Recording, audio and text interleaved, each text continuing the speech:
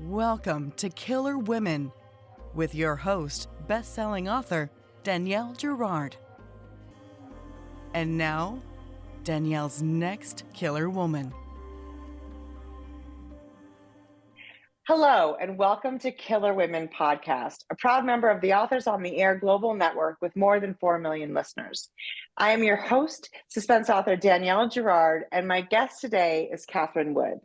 Katherine is a native of Mississippi and a graduate of the University of Southern California. She lives in Atlanta with her husband, 2 children, a naughty pig, and a ferocious kitty. Welcome, Katherine. It's a pug, not a pig. Although they could be confused. Oh, that's so funny. Okay. Let me re-record that. That is hilarious. I was like, God, you don't have to re-record you know that. What? You were in hilarious. You were in the, I think, it happened in my northern mind. It was like, she's in the South. They have pigs. She has a pig. All right, we'll leave it in there. Everybody know I sometimes can't read and I sometimes make ridiculous assumptions. It's a naughty pug. Not a naughty pig. Although, to be honest, Katherine, a naughty pig would really be a good story. I mean, so. I kind of feel like now I need a naughty pig. I'm sure your husband will be thrilled. I had to get a naughty pig because of Danielle. So anyway, Katherine, welcome. I love it. Every time I see you, I'm going to be like, how's your naughty pig? Please. Also, everyone, look at this gorgeous cover. If you cannot see it because you're listening to us and not watching us, you have to go check it out. It is gorgeous. Katherine and I were talking about it. She hasn't even gotten her hands on this gorgeous book yet. So I got a chance to see it before she does. And I'm so jealous. She was really involved in the cover, which she's going to tell us about later. But first, I gobbled this book up so much, and now I want to go to Greece. Tell us about Lady Killer. So Lady Killer is an escapist thriller set, as you said, in Greece, although there's a bit of Sweden in the fall there as well, which is pretty gorgeous as well. So it follows 2 very different women. We have rebel heiress Gia and her best friend, who's a hardworking attorney, Abby, who is the daughter of Gia's family's former chef. So there's a bit of an upstairs-downstairs relationship, but the girls were pretty much raised together, went to boarding school together, thanks to the generosity of Gia's family. Now Gia is turning 30. Her father has just died and donated his entire fortune to charity, except for the property that he gave her, which is their Greek islands home on a remote island in the Cyclades. And so Gia is there with her shiny new husband, readying the property for sale, because if she doesn't sell the property, she doesn't have any money. And Abby is working her little tail off as an attorney in Atlanta. Gia invites Abby to meet her in Sweden to see the Northern Lights for her birthday. With her brother, Benny, Gia's brother, not Abby's brother. Gia's brother, Benny, who is kind of Abby's one who got away. So Abby and Benny go to Sweden to meet Gia for her birthday, and Gia doesn't show up. And Abby and Benny are worried enough about her to travel to Greece to look for her. Only when they show up in Greece, they find her gorgeous beachfront estate eerily deserted. And the only clue to her whereabouts, the manuscript that she wrote detailing the weeks leading up to her disappearance. It is a manuscript that is almost too scandalous to be believed and leaves Abby and Benny with more questions than answers. So the book is told from 2 different points of view. We have Abby's point of view, and then we also have Gia's manuscript. And there's definitely a little bit of an unreliable narrator thing going on here. This is a difficult book to talk about without giving anything away. There are a lot of twists and turns. And I have been told by some readers, smut.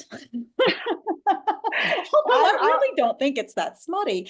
I mean, it's a little spicy. No, it's not like some of the stuff that you read. No, it's not smutty. It's like you said, it's a little scandalous, but that's kind of, this is sort of the rich girl turning 30, trying to find her way in the world. So I of course want to talk about the couple that shows up, right? Because, Gia and her husband are down at their Greek home, and then this couple shows up because their boat has sort of broken down. They meet kind of, randomly, and these people have like are trying to stay at some, this is not a place probably that has a lot of like 5-star hotels. So No. Gia invites them to stay, and there's all these, and then her brother shows up with his latest girlfriend. I mean, it is a fun cast of characters. So tell us just a little bit about those people so we know who the players are. There are no spoilers. You have to read this, gobble this book up if you want to know how it ends. But I want to talk about these women, because the men are obviously fascinating. I want to talk about the women because they're so, like, not Abby, who's not there at the time when all this is going on, but the other three women. So we have obviously Gia. Yes, obviously Gia, who is she's kind of larger than life. She does the things that you would like to do, but you don't because you are trying to be a nice person. For Yeah. example, when Benny, her brother, shows up, and this is all taking place in the month before Abby and Benny go to Sweden. So this is Right. Benny showing up with a girl that he's dating. He's a writer for movies, and he shows up with a star of the movie that he's currently written, and she's cuckoo for Cocoa Puffs. I mean, this girl is nutso. She is known for being, absolutely gorgeous and a really good person, and that is her public persona. But behind closed doors, she gets off on breaking up marriages. She doesn't believe in monogamy and delights in proving that it is a faulty concept. She's very naughty, and she's basically Benny, Gia's brother, is has taken up he slept with her in the wake of another breakup, and then he was kind of stuck with her because he heard rumors about the other things that she had done to men who didn't want to be with her when she wanted to be with them. And so he's kind of like, well, I guess I'll just do this for the rest of the movie. And so he shows up in Greece with her, and she immediately is flirting with Gia's husband right in front of Gia. And so on the way back to the house, and this is one of those islands in Greece where they're riding ATVs most of the time. Like there's not a lot of cars, so everybody's on ATVs. So Gia and her husband have ridden 2 ATVs down to the ferry to pick them up. And Camila is the girl's name, and she has a big Hermes suitcase. And she immediately wants to get on the ATV with Garrett, who is Gia's husband. And she's got her long red nails digging into his chest and, like, pressing her boobs against his back while she's holding on to him, and just making Gia's blood boil. Exactly. So Camila's suitcase is strapped to the ATV that Gia's on with her brother Benny, and Gia reaches back behind her, and as they're going up the hill, and undoes the buckle holding it in place, and whoosh, there goes Camila's suitcase all over the road. White Dior dress, like, ruined. The suitcase, the $12,000 suitcase, is completely ruined.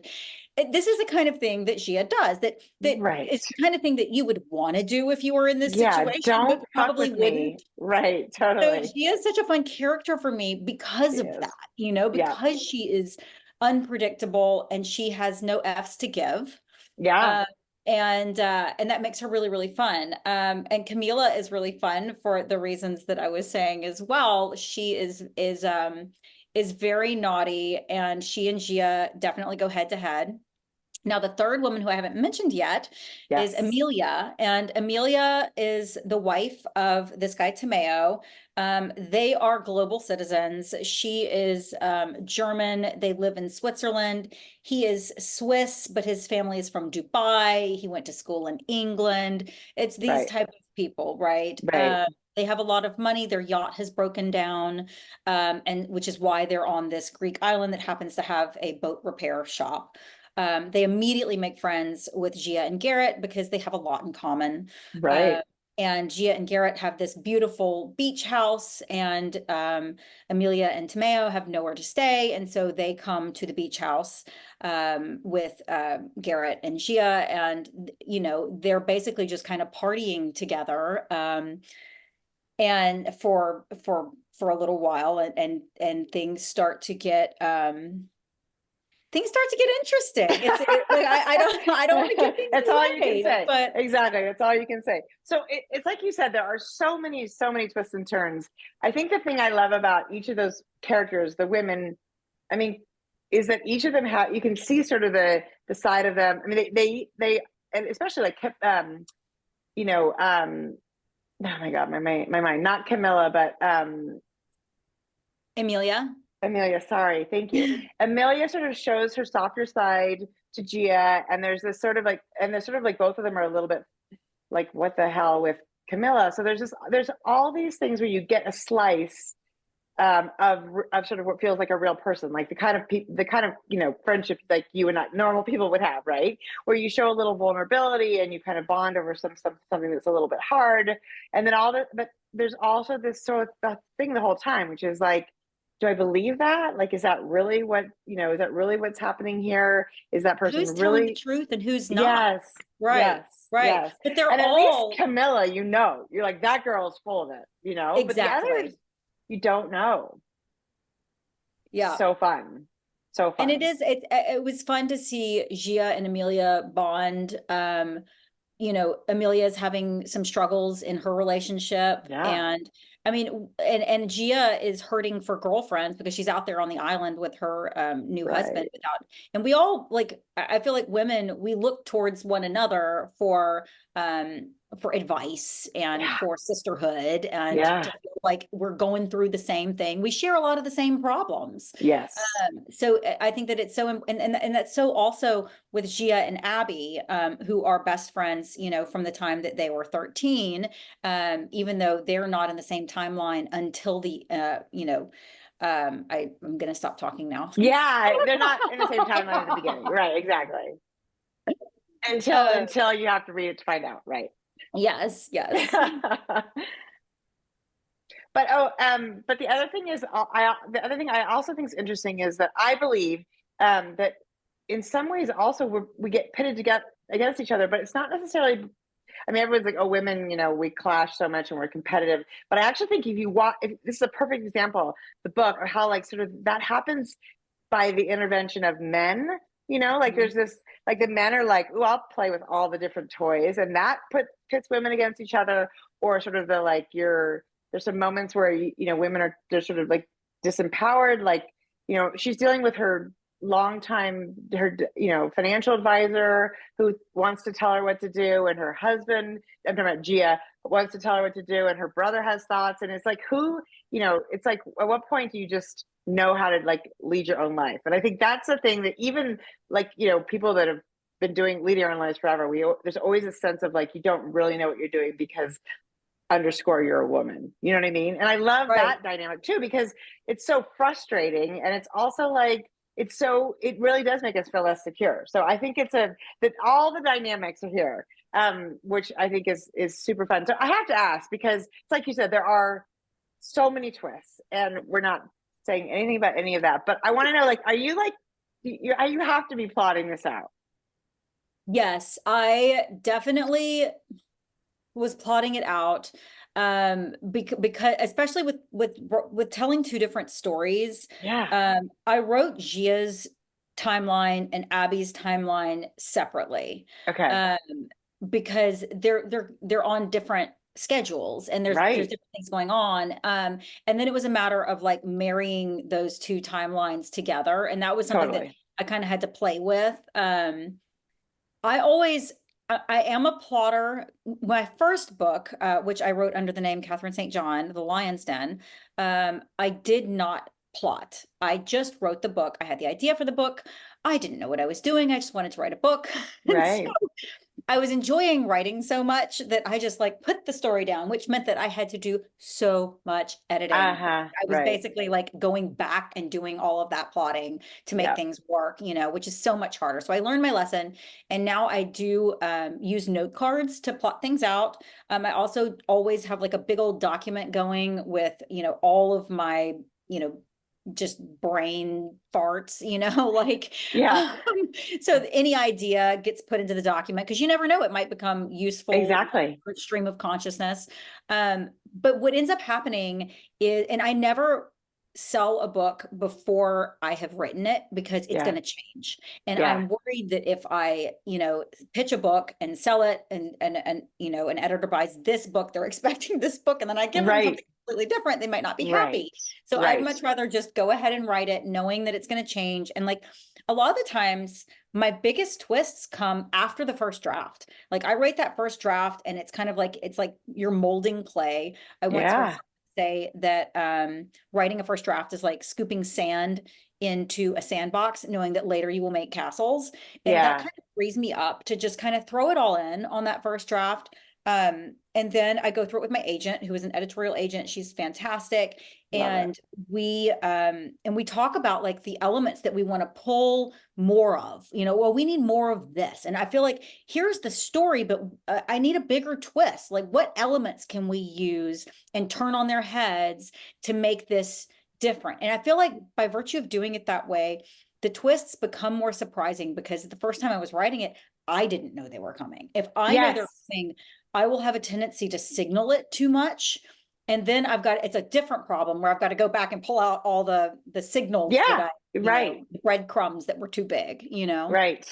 Yeah. I mean, it's actually really interesting. So you're a little bit of a mixture, right? Because you are plotting out most of it, but then like you said, as you go back on the draft, things are sort of, it sounds like happening organically. You're like, oh, look, there's an opportunity for a twist here, and there's an opportunity for a twist there. Or do you feel like once you finish your first draft, you're like, okay, you can look at the whole thing and be like, I can twist this and this and this. How does that work? It's more like mining whatever I've written for twists. So I work with what I've written. So it's like, here's the story. The story has come out of me. This is the story that I needed to tell. These are the characters have done what the characters needed to do. Yeah. And now this is what I have to work with. Like that's my sand that's in the sandbox, right? And then it's like, okay, how am I going to use these elements to create something that is going to, keep readers turning the pages. It's going to keep people guessing. And it's also going to wind up in a very, in a satisfying way that's right for the book. And, some people who, once they've read this book, may kind of laugh to hear me say that. No, I think it ends where it's supposed to. It makes sense to me. I was very specific about how I wanted to end this book. How it ends is how I saw it ending from the very beginning. And it also, I'm already adapting this for television, which I can't talk too much about, but it's going to be very easy to write season 2. I'll just put it that way. Yeah. Oh, for sure. Yeah. No, it's, I absolutely agree. Well, so it's an interesting process. I appreciate that. And I have to ask, like, do you get to, like, first of all, the Northern Lights is one of my, like, sort of on my bucket list too. And it's so different, right? You're like Sweden and Greece are just, but like, so are you like, what 2 fabulous places do I want to go? And you're like, I'm going to put them in a book. So I can be like, you have to research it, right? It's true. It's true. I really, I mean, that's the escapist part, right? Also another part of the escapist part is the extreme wealth that is in my books. So, and it's these rich people doing bad things, which makes those of us who are not extremely wealthy feel much better about the fact that exactly. Thank God we're not involved in any of that, right? Yes, thank heavens. But yeah, I definitely think about where I want to spend the next year of my life while I am writing and editing this book and then promoting it, so I like to write about places that I either have enjoyed going or have wanted to go. And then one thing that I did, so I'd always wanted to set something in Greece. I went to Greece on my honeymoon. I absolutely loved it. Rode around on ATVs, went to the beach all the time. I mean, ate such amazing food. That's another thing that I always make sure to put in my books is the food, because I think that, it was amazing. With these different places, like what you're eating is such a big part of the experience. It's so true. And Greek food is so good. So yeah, like I definitely, and then once I am into the writing of it and I've already visited the place that I'm setting it, I will use the Oculus VR headset to travel virtually to the place. There's an app on there called like Wander, which is basically Google Earth, but in VR. So you can go to Sweden, to Kiruna, Sweden, where part of this book is set, and you can hike in like forests in Kiruna, like with your little clicker, and you're just, and it's like you're there. Oh my God. Which allows you to really, and for me to remember, like, what the streets look like in Greece, or like I don't have a picture of this, and I need to go back to like, Right. what is the what does an urgent care look like there? What is that, like these Right. different, like it's very helpful that we have the tools that we have today to be able to really make it true to life. Okay, Catherine, I have to say that is the first time I've ever heard anybody mention like using virtual reality, but it makes so much sense, Now which you want to do clearly it, don't means you? it means I need my own virtual reality. I need my own Oculus.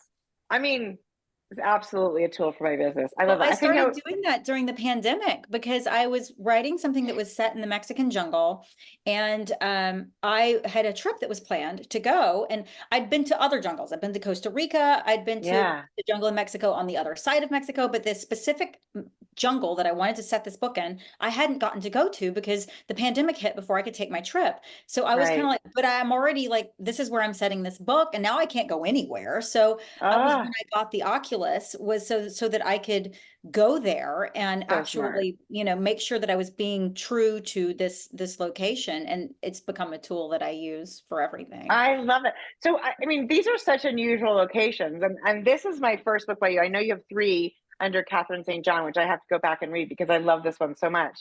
But I have when you're thinking about a new book idea, are you like, because you're sort of escape fiction and wealth and sort of, obviously that gives you sort of the opportunity to go to like so many different places in the world. Are you like, where do I want to set a book? Like, is that part of the way you have a new book idea? It definitely is. And like sometimes it'll strike me when I am in a place like I need to set a book here. So for example, my next book that'll be coming out in 2025 is set in St. Bart's. And I went with one of my girlfriends for her 40th birthday. A bunch of us went, stayed in a house, had the most amazing time. Mm-hmm. And I was like, I have got to set a book here because I want to keep coming back for a year. Yes. Yeah. Yeah. And so I did. And like none of the characters in that book are based on any of my friends. Right. My friends aren't very murdery.